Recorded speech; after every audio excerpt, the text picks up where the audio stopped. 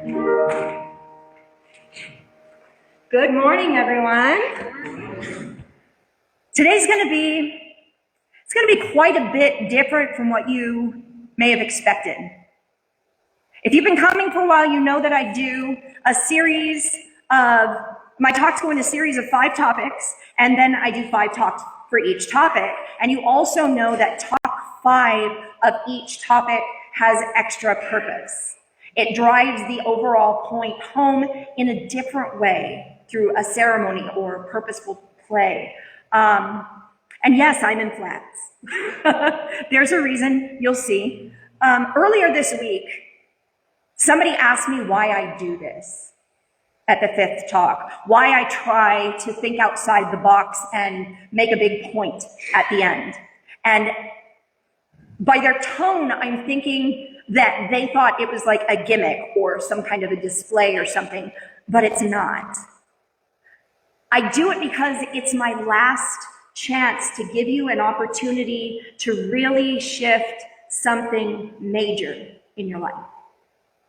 We can listen, and we can think, and we can talk, and we can ponder until the cows come home or I'm blue in the face, but we can't take the thought and turn it into the thing unless we engage it. And what is the point, really, of coming and listening if we don't make a shift? And so I try to use the last talk to help everybody really engage it within, to help you make that fundamental shift in that particular area of your thinking and your beliefs so that you can experience how truly beautiful life is when your thoughts and your beliefs are harmonious with everything around you. How magical every moment is when you see only good everywhere you look. And so you respond with love, as love, at all times.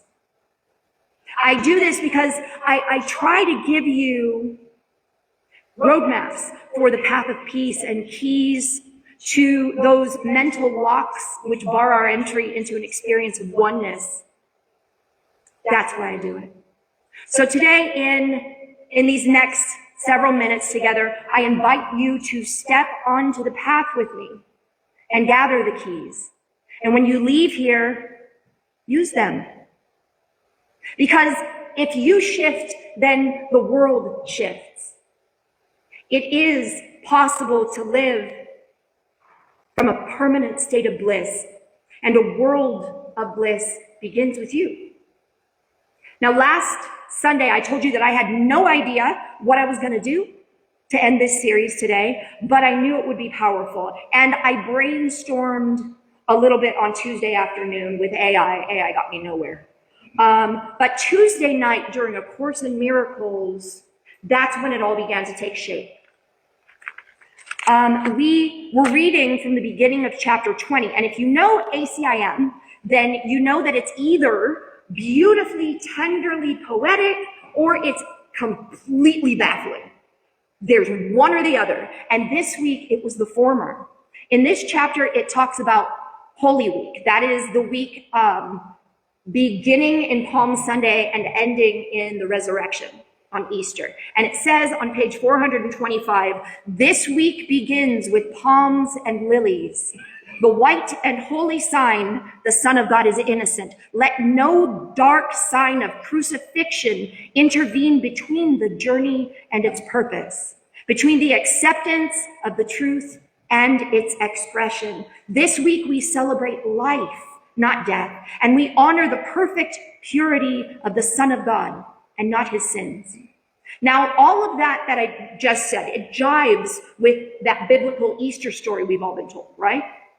But listen up here, because it goes on to say, offer your brother the gift of lilies, not the crown of thorns, the gift of love and not the gift of fear. You stand beside your brother, thorns in one hand and lilies in the other, uncertain which to give. Join now with me and throw away the thorns, offering the lilies to replace them. Now remember, throughout all the biblical texts, Jesus referred to us as his sisters and brothers. In other words, he was the great example, not the great exception. He taught love, never war, never hate, never division. He taught that we must love each other, period. He said that is our entire purpose. So this is saying that when we go against someone else, we are offering them a symbolic crown of thorns and trying to metaphorically crucify them, instead of offering them a lily, a symbol of life and love and innocence, and entering into what the Course calls the holy instant, or the moment that we recognize oneness. And over the last 4 weeks, what we've learned is that we do love each other, right? But we do it with rules, with restrictions, with limits and caveats and qualifiers. We decide who is worthy of our love. We decide what price must be paid before we love. We decide what expectations must be met before we accept them. This makes the idea of those thorns and lilies seem a little bit more intimate and present, doesn't it? Who gets the thorns and who gets the lilies? Who gets a free pass into our field of loving acceptance, and who bears scrutiny? And who just doesn't pass? Who isn't worthy of our love? And we wonder why the world seems so divided, and we complain that the world is suffering. The suffering of the world is our own fault when we choose anything but love at any time. In A Course in Miracles, we are told that everyone in the world, every other person, is our savior.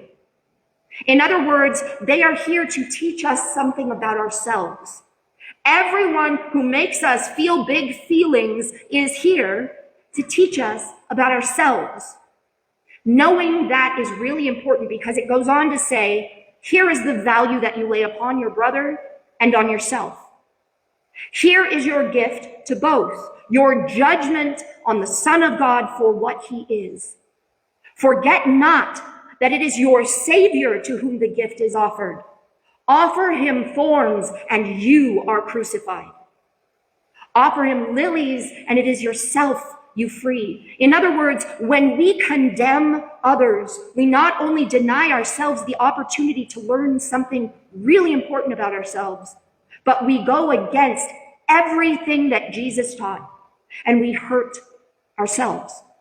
But when we choose love, when we choose to never stand against anyone for any reason, we set ourselves free from anything ever going against us. I get that this whole idea seems difficult. Maybe it even seems impossible with everything going on in the world. It can feel like the idea of choosing love, choosing to love those people that we see causing all of the problems, makes it feel like they're going to be getting away with it, right? If we don't do something to hold them responsible. But last week we opened up to a new awareness that when you refuse to offer peace unless justice is paid, you create a cycle of injustice. Because justice without peace isn't justice. It is revenge, it's payback, it's getting even.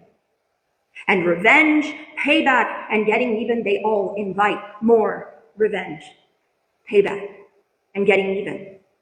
True justice comes when we love everyone, and we love them all the way, regardless of what they do, so that they begin to see their part clearly all on their own. And they balance the scales for themselves, forever changed. That is the only way peace can occur, when the victims and the oppressors heal each other and the world lets them do it. And we realized last week that we have been both the victim and the oppressor. We have been both the one who shunned and the one who does the shunning. We have been both the prisoner and the jailer. We have all at some time or another gone along with something that didn't feel right in our heart. When fear of consequence or loyalty to an order outweighed our quiet knowing of the truth. And in doing this, we went against our true nature. I shine light on these truths not to introduce or magnify feelings of guilt, but to illuminate the pathway to an intimacy in compassion. So hear this next part from this place of compassion, from page 427. And let me remind you that Jesus is believed to be the narrator of A Course in Miracles. So this is him talking. For he who offers thorns to anyone is against me still. And who is whole without him? Be his friend for me, so that you may look upon the Son of God as whole. But look first upon the altar in your chosen home and see what you have laid upon it to offer me. If it be thorns whose points gleam sharply in blood-red light, the body is your chosen home, and it is separation that you offer me. And yet the thorns are gone. Look closer now, and you will see that your altar is no longer what it was. You look still with the body's eyes, and they can see only thorns, but you have asked for and received another sight. Those who accept the Holy Spirit's purpose as their own share his vision, and what enables him to see his purpose shine forth from every altar now is yours as well as his. He sees no thorns, only lilies gleaming in the gentle glow of peace that shines on everything he looks upon and loves. Remember that throughout the Gospels, Jesus is quoted as saying that although we are in the world, we should not be of the world. When we are of the world, we worry about all of the physical stuff going on. When we feed on the drama and turn on each other and forget the spiritual stuff, we are choosing the world over God. And we know that we are all individualized expressions of God, so we go against ourselves too. So the bottom line of that passage, as long as we believe there is an enemy, as long as we believe that they are the problem, God is incomplete, because love is crying out to the world unheard. As long as we believe that something has to happen before we can love, before we can forgive, we will never know peace. All cries of they are gifts of thorns and nails we use to crucify ourselves. We must love first. Then we must allow their own inherent innocence as a child of God to reveal their truth to them. It is not up to us to decide that what they did was right or wrong. It is for them to hear their own truth and awaken into divinity with us. And they can only hear their truth when we stop making so much noise. So today, that is our first task. To look fearlessly within for all of the thorns we've given, for all of the snares and nails and barbs we're holding on to for payback or justice or balance, or just because we're letting our egos revel in the desire to let them know how we feel. We need to discover every thorn, shine a light of love on them, and then replace each and every one with lilies. And we will also look for the thorns others have maybe given us, and we've taken as our due. The moments of blame when somebody didn't want to look at themselves as the source of their own suffering, so they said it was your fault. And we accepted the blame and chose to bear that burden. We will return the thorns of blame they gave us as lilies of love, knowing that as we do that, even without them knowing we've done it, we empower them to discover their truth and emerge restored, renewed, and healed. And that's just the beginning of a pathway of surrender, which, if we all step forward unafraid and walk through the rest of this morning and choose love as our highest calling, It means that we will leave here filled with divine purpose, ready, willing, and able. Hear that. Able to love the world into oneness. Because remember, not only is this the 5th talk, but this is the last Sunday of the month. So we follow the sacred ceremonies in this service with another, Holy Communion. The beautiful reminder that as we drink the wine and eat the bread, we take in and awaken the Christ within. And we leave here committed to doing only what Jesus would do. So yes, we stand to shift into profound change today if we allow it. And please remember that you don't need to meet any special requirements to participate in communion here. Everyone is welcome. So let us begin. First, I'm going to ask everyone to look to the center aisle and notice the 3 tables that I've set there. If there is not one near you, please get up and move forward at this moment toward the center aisle. We need everybody together. We're going to need to be in arm's reach of each other later. So save yourselves and us some time and move closer together now. I have wiped all of the usual service events off of the table so that we can spend this morning doing the work that is ours to do without running too late this time. Okay, next, I'm going to ask Paul to come around and hand you 3 things.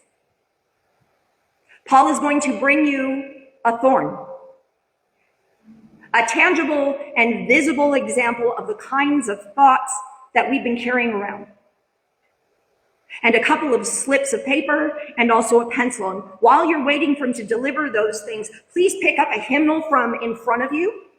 In the pews there, you're going to want that to have a hard surface to write on.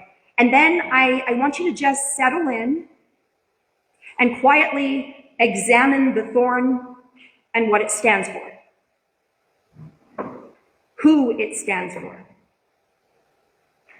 Just be with it for a few minutes and consider its symbolic significance in your life.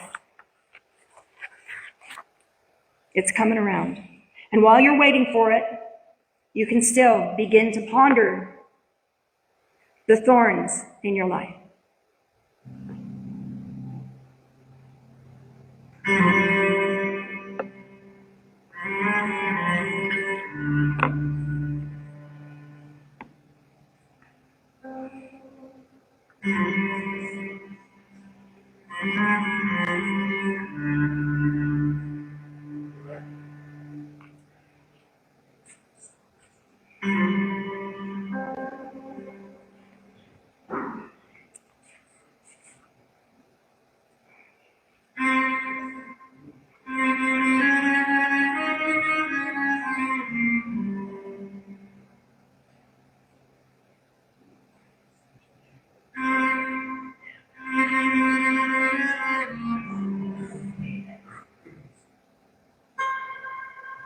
Consider whom you have been carrying thorns for, who you have given your thorns to.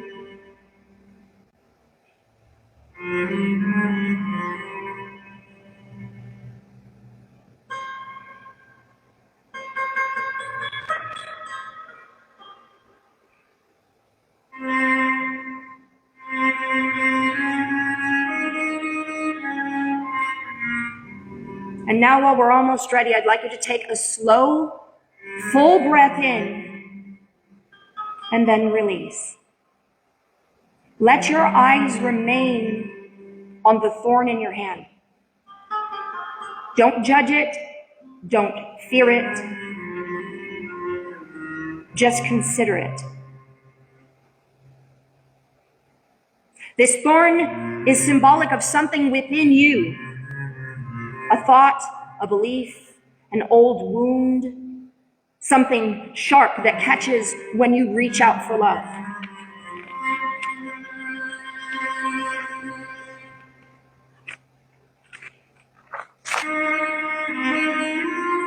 Notice how it feels to hold it. Does it bring up feelings of tension in your hand, in your heart, in your breath? Breathe again. Let awareness spread through your body as you honor what this thorn represents.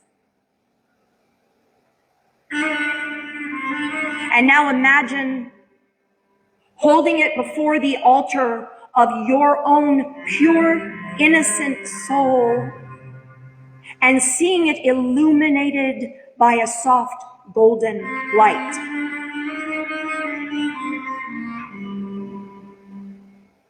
Now, deeply within, ask yourself, who or what does this thorn belong to?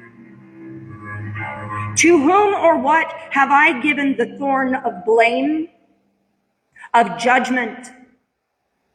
Whose face, whose name, whose story arises when I feel this sharpness? Perhaps it's a person, or maybe a group, or a circumstance. Maybe it's a belief, an idea of themness. Let whatever comes up simply come. And for each one that comes up, take your pencil and write that name or a word that represents the group or the situation upon your paper. Don't rush. We'll move fairly slowly together. Again, to whom have I given the thorn of conditional love? To whom have I given a thorn of wrongdoing? Who have I condemned? Who have I decided it is impossible to love?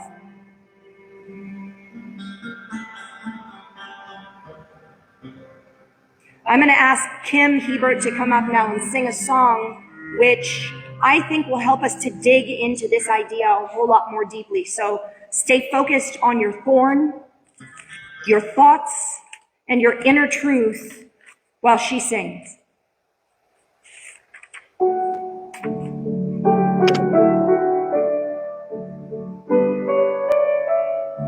I don't know how to love you, what to do, how to move it. I've been changed, yes, really changed.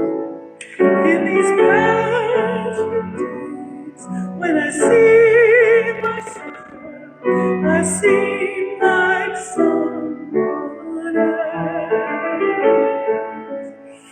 I don't know how to take this.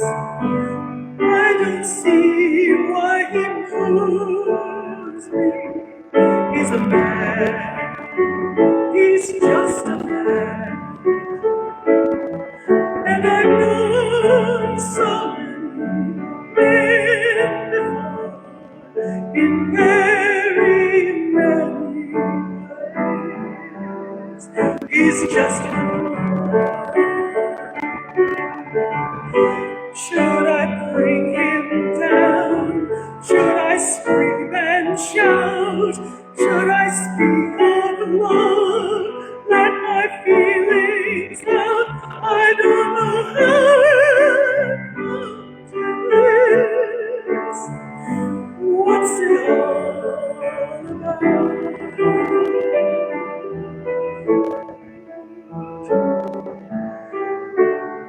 Don't you think it's rather funny? I should be in this position. I'm the one who's always been so calm, so no lovers running every show. He scares me so.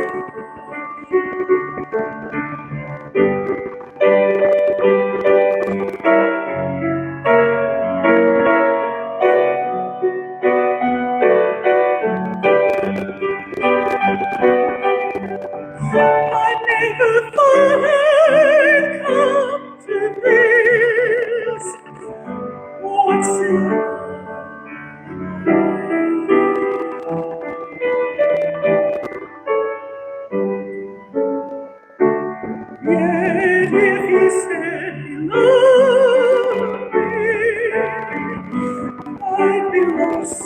I'd be frightened, I couldn't go, just couldn't go. I turned my head, I'd back away, I wouldn't go. He scares me so, I want him so, I love him so.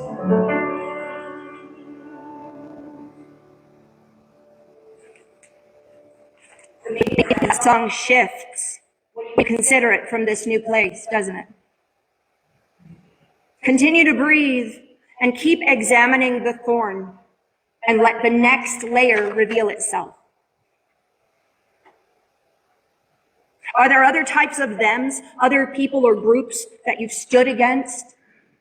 Others who maybe you say you love, but are actually yearning to see fall flat on their face? Who are you secretly wishing to fail, to hurt, to pay? Write them down.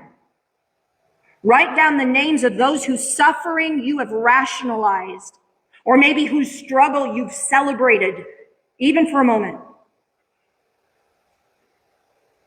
Let compassion meet honesty. Write each name or word as it comes, one by one. Each word you write, each name loosens the thorn's importance and impact in your grasp.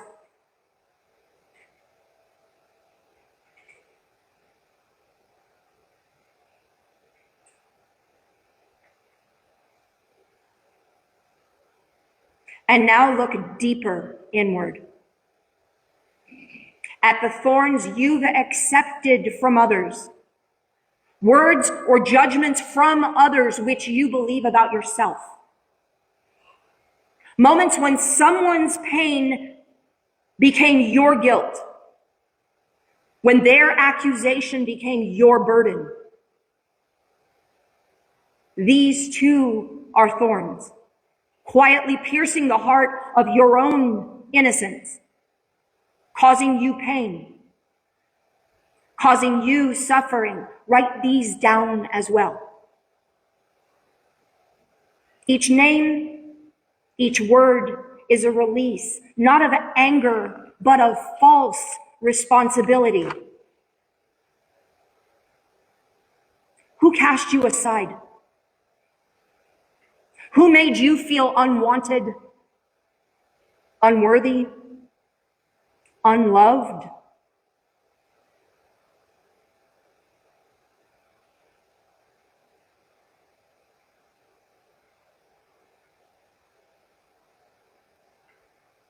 And now remember, you are the teacher, the sage, the light bearer.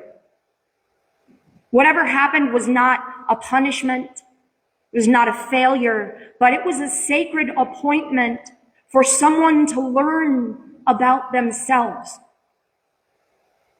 You showed up, and that was enough. If they could not receive the lesson, it was their choice, not your failing. Spirit will send them other teachers.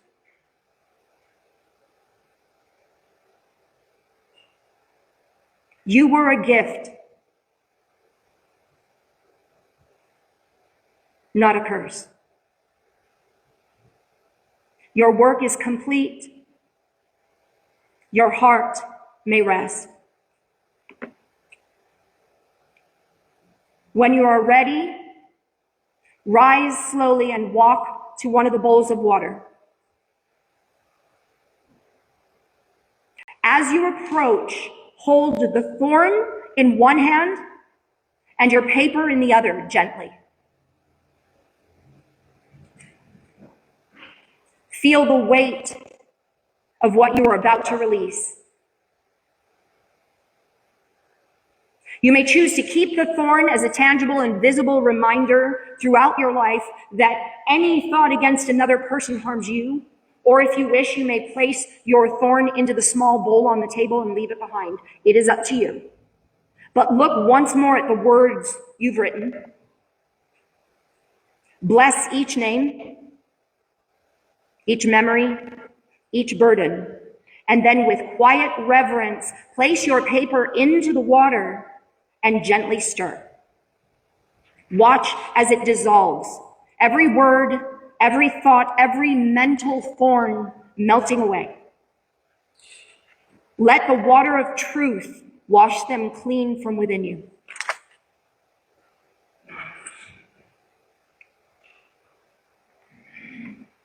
As you watch the paper disappear, whisper within, I am free. They are free. Only love remains.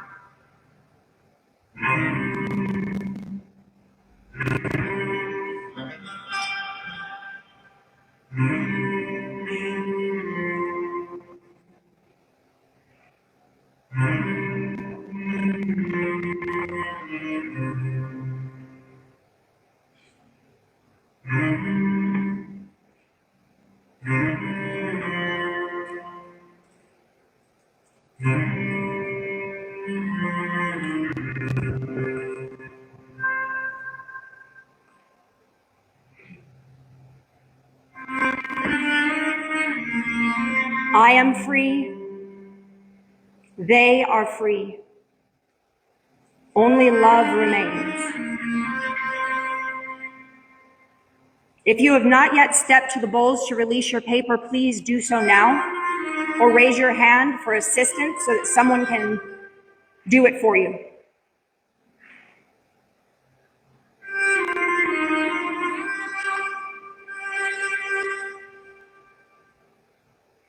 Feel your heart expanding, light, open, and spacious. Those thorns are gone. You have surrendered your belief in separation and entered into presence. Another deep breath now as we turn within again. This time to listen. For in this calm, clear openness within, we will find that the voice of truth can be heard, perhaps for the first time clearly.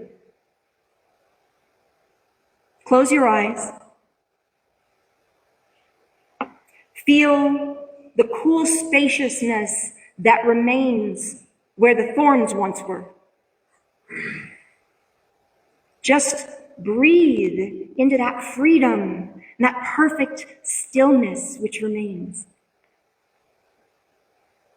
In and out.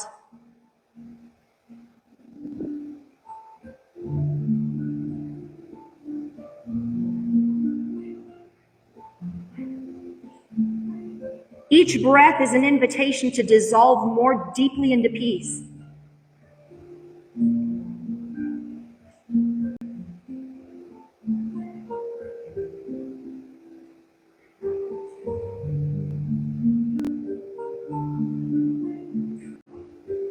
Imagine yourself standing in the center of a vast, still lake before dawn.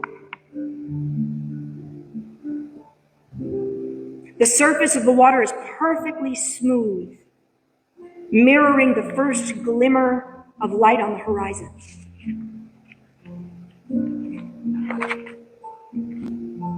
The air is cool, alive, waiting.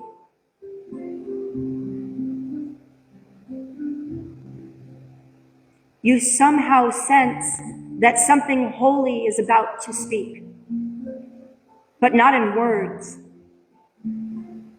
in silent knowing, in a fully formed awareness revealed in your mind.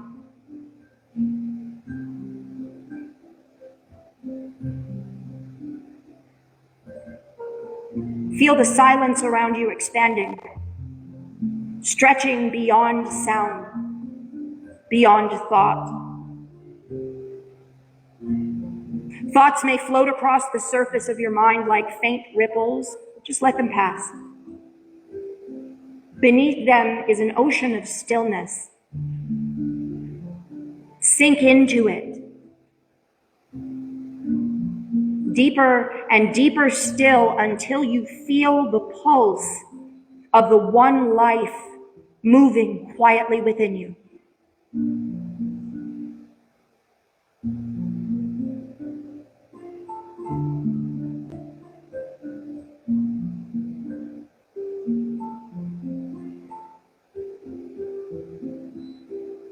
Now ask within your heart, not your head.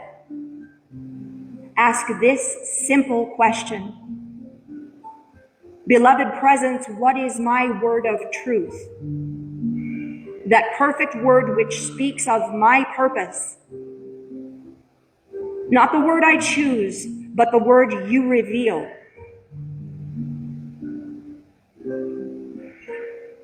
Listen.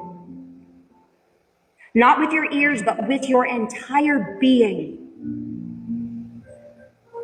Let the word arrive the way dawn arrives. Softly, surely, inevitable.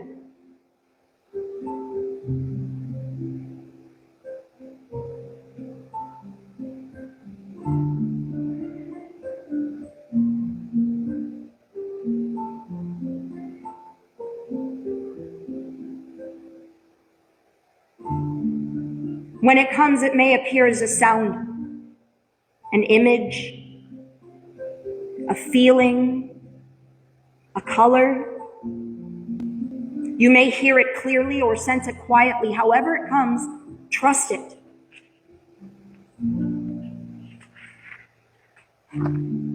This is the sound of your own soul recognizing itself, remembering itself.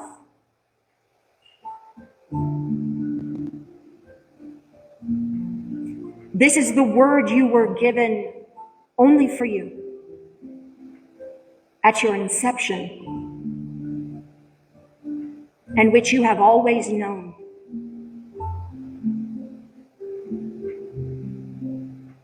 Breathe that word in. Let it fill your lungs, your bloodstream, your cells. Let it hum in your heartbeat. This word is alive. It's the vibration of being. It's your very calling, that thing which you were made to do, to be. It brings every storm to calm and calls every shadow into light. It is your divine name spoken by love itself.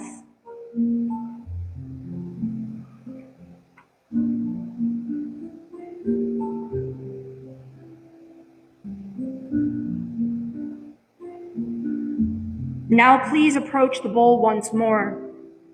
Pick up a lily, pure, innocent, and bright. And as you place it gently into the water, whisper your word into the petals or in the quiet of your heart. Let the sound of your word meet the water and imagine it rippling outward, healing every thorn you surrendered, blessing every life it touches, awakening every heart that's ready to remember. I'm going to ask Mona and Dee to come up and sing while you give your gifts of lilies and divine love.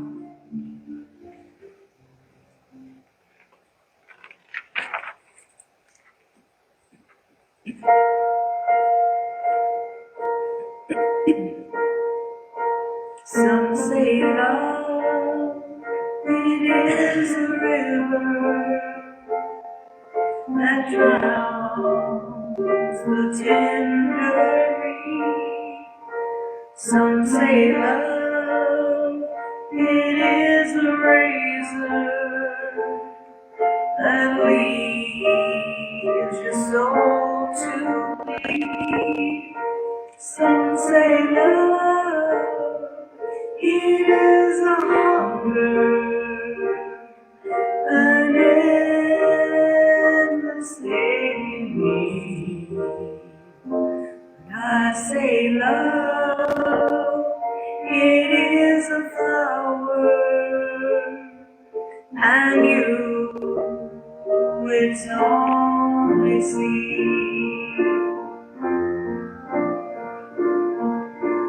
It's the heart afraid of waking that never learns to dance. It's the dream afraid of waking that never takes the chance. It's the one who won't be taken, who cannot seem to give, and the soul afraid of dying that never learns to live.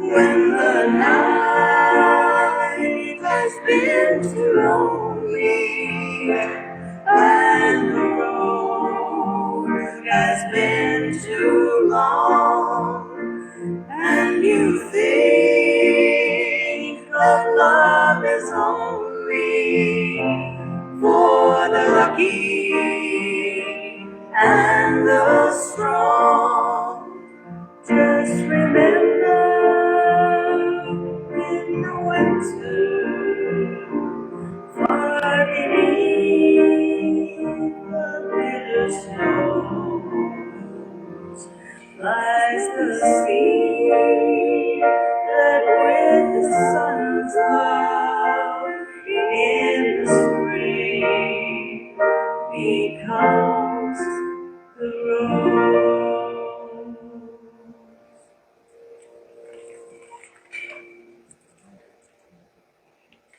I'm going to give these two ladies a chance to set their flower into the water, whisper their word. And as you return into your seat, keep your eyes closed and simply rest in the glow that remains.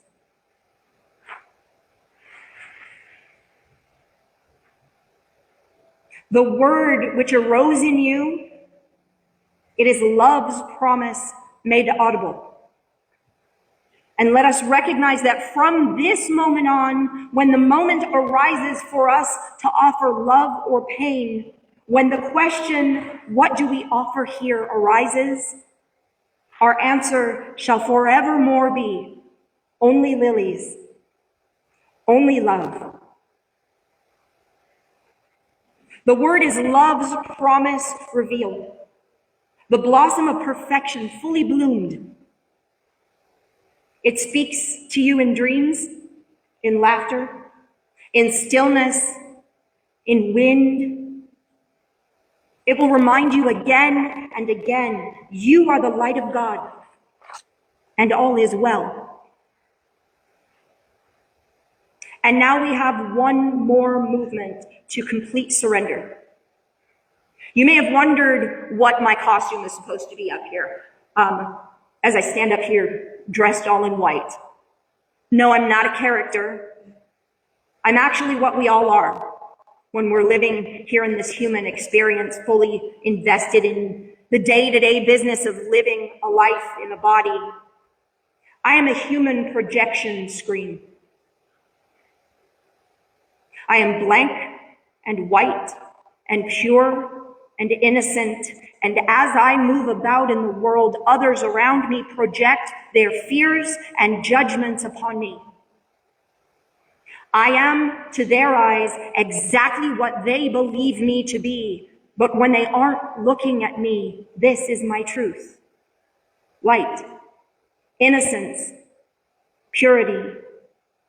This is our truth. Everyone's.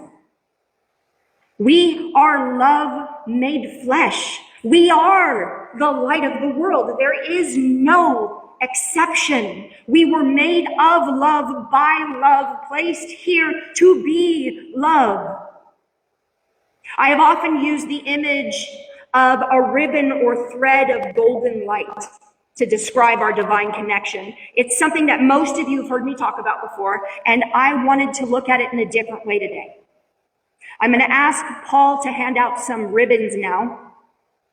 And if you have not yet moved closer together, please scoot on in and do so now, if you can.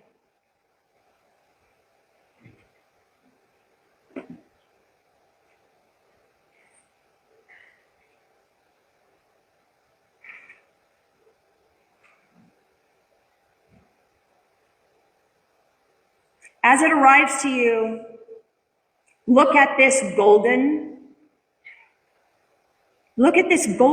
loop resting in your hand. It is perfect, unbroken, continuous. This is how spirit moves through each of us. Thought becomes form, prayer becomes experience, love becomes life, circling endlessly in divine flow. You have been creating, attracting, and manifesting every moment of your existence, perhaps without ever even noticing it. Every desire, every hope, every act of kindness has traveled in a loop of golden light between you and the infinite, a circuit of attraction, creating your experience. But notice something more. When you look at this physical representation of spiritual law, this single loop, no matter how brightly its golden color shines, it is fragile and limited when it stands alone. When we choose to connect in truth, something extraordinary happens. When we choose to see the divine truth of others, the beautiful, blessed, innocent holiness, instead of the projection of fear we used to see, our loops join.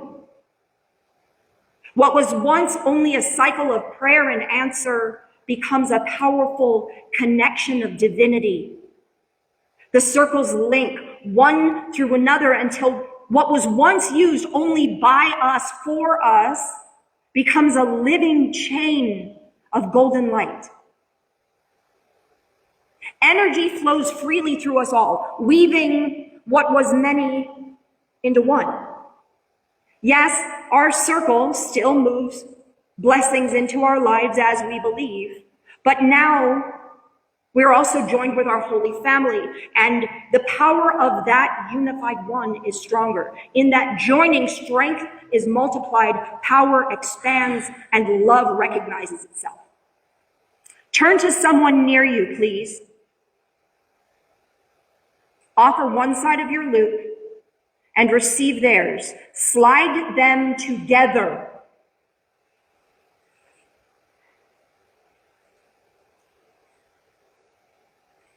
There you go.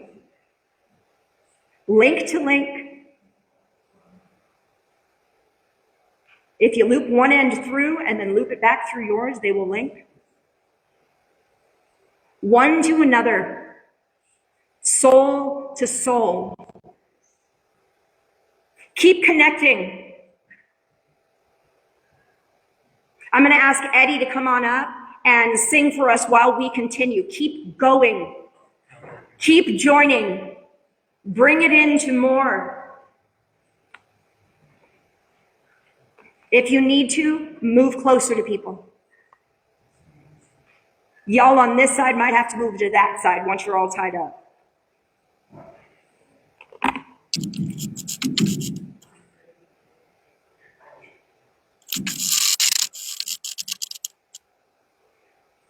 Waiting for it. Sorry, Eddie. Come on.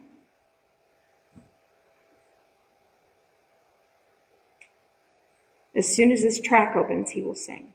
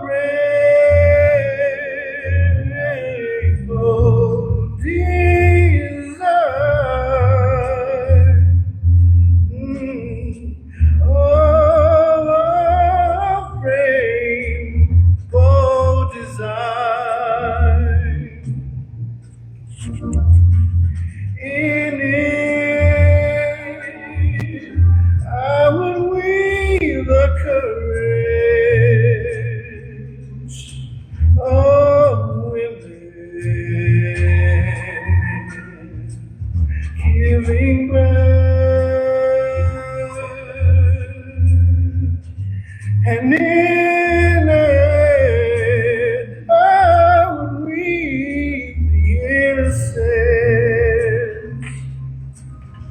of the children of all the earth. Children of all the earth.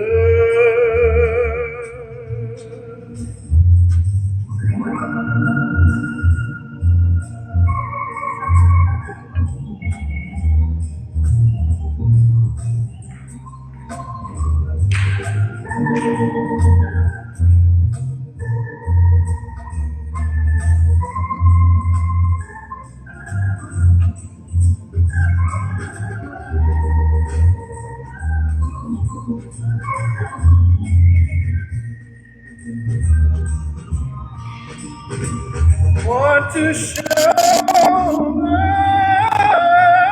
my brothers and sisters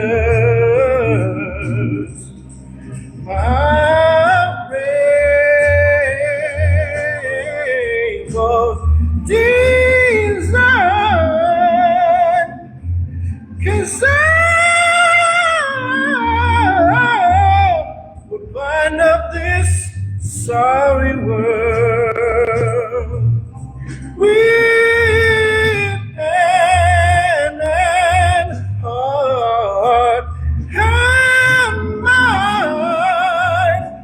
Oh, hand and heart and mind.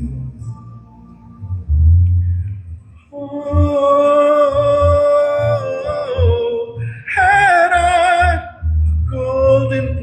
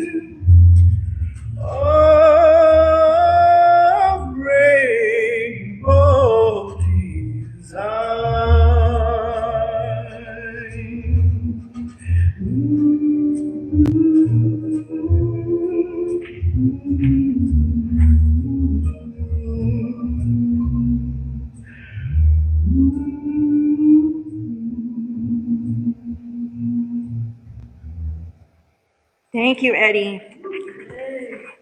Going up and get in on that golden thread. Do you see? Do you feel the difference in this joining? What was mine becomes ours. Private intention becomes collective vow.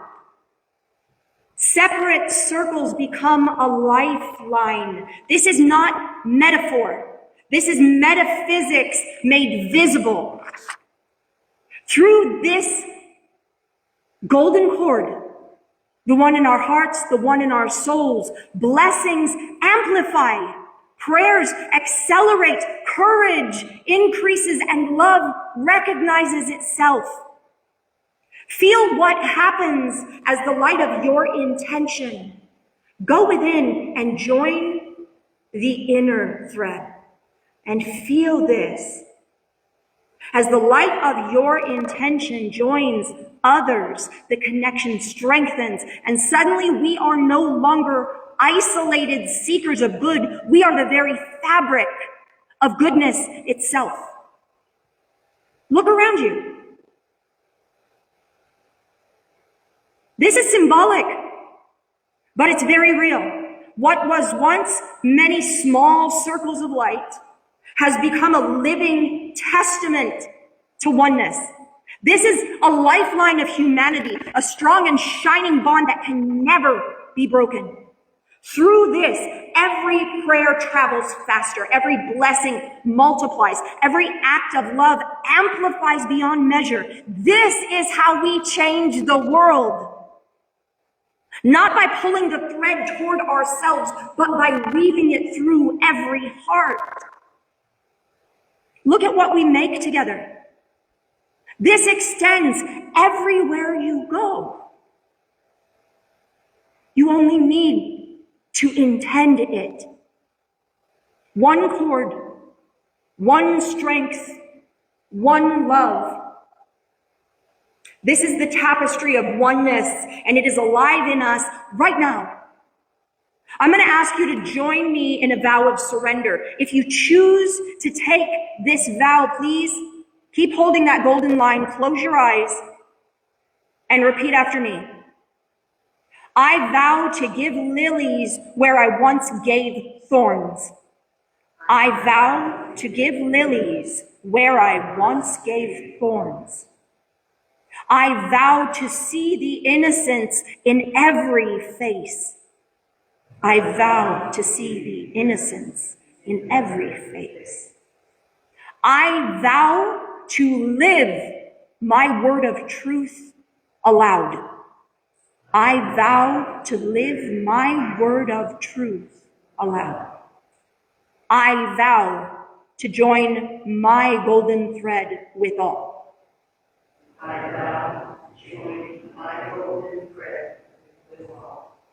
And so it is.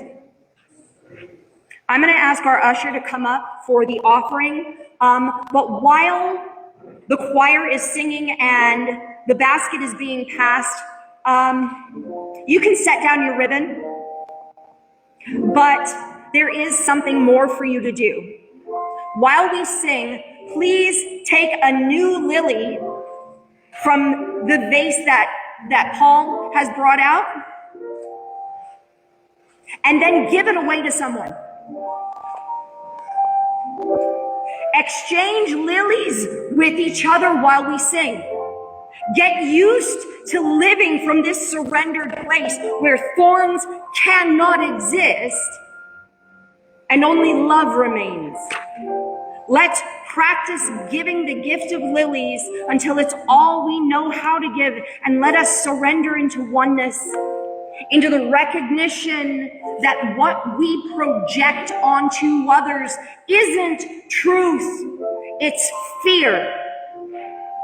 Their truth is innocence and purity and holiness.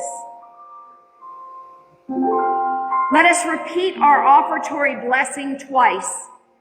God, you are the source of all my prayer. With love and gratitude, I give my gift back to you. God, you are the source of all my prayer. With love and gratitude, I give my gift back to you. Keep exchanging our lilies. Feet on the ground, hands in the air, it seems fun. Act of surrender, it's more than song. All the words of a prayer, it seems fun. Act of surrender, it's song. Deep now, I will let go. I will let go. I will let go. Oh, please. I will let go.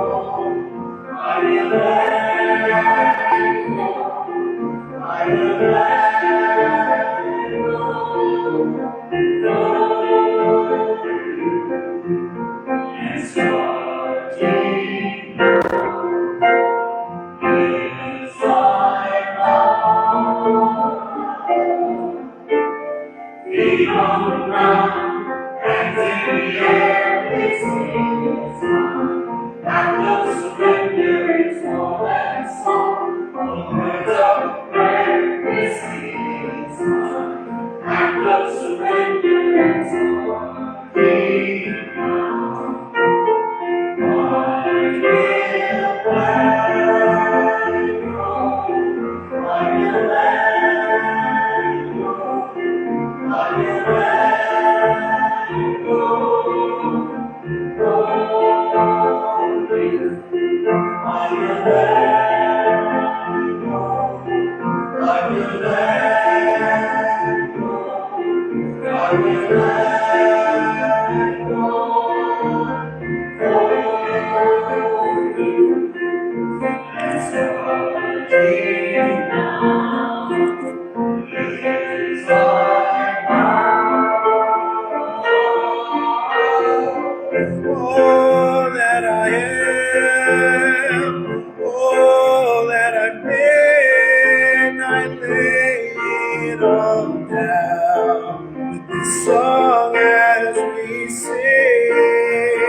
All that I am, all that I've been, I lay it all down with this song as we sing. I will let go.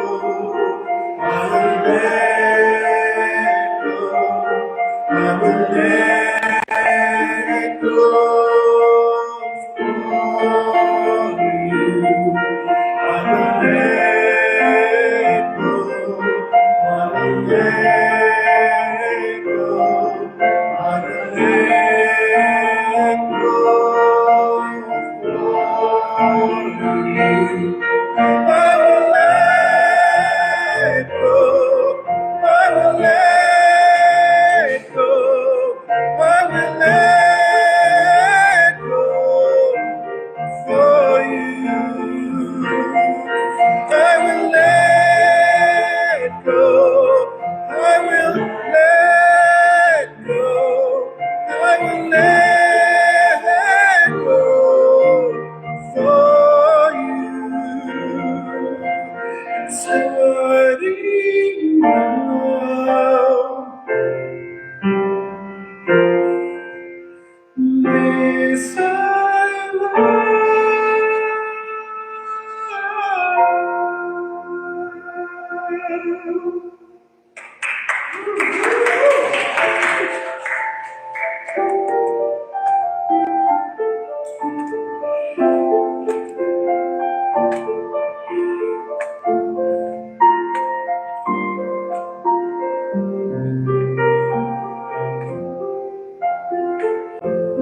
Beloved presence, let our surrender be complete. Open our eyes to your love that we may see only you in everyone we encounter. Guide our hands to heal, our words to bless, our hearts to remain quiet May every thought return as peace, every action echo as grace, and every light and touch remember its own radiance. We go forth from this place as the living lilies of God. God's word in us, God's promise as us, God's love through us, and so it is. Amen. Please don't forget that we have communion following this. If you want to take this a huge step further, communion is the key. So please come up to the front at the end of the service if you wish to participate. The calendars in your programs, I'm not going to go over all of it. I will only note one thing. Friday is, in fact, movie night. Yes, I know it is all movie night, and we are seeing the animated film Coco. So, yeah, kids are invited. Now, will you please look at someone near you and offer them the verbal lily by telling them, I see God in you. And now let us come together and sing, Let There Be Love on Earth.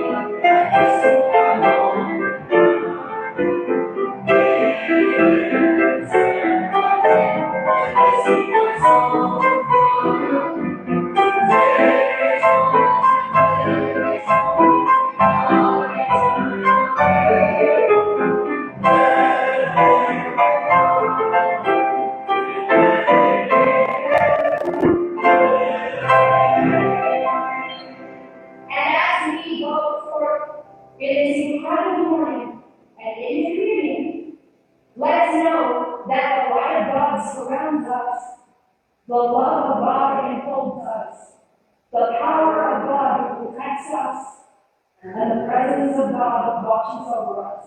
And God always moves through us. Wherever we are, God is, and so all is one.